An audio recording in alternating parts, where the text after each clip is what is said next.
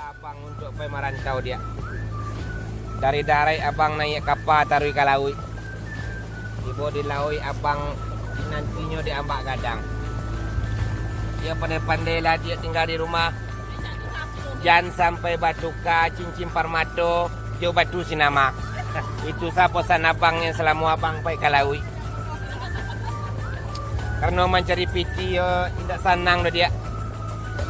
Memang laki-laki mencari piti, wanita untuk mabian. Memang batu dia. Cuma kehidupan abang di laut model ikolah. Elok-elok salah dia di rumah. Jago-jago salah keluarga awak.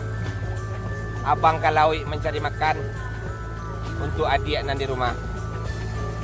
Pak kata pepatah dia.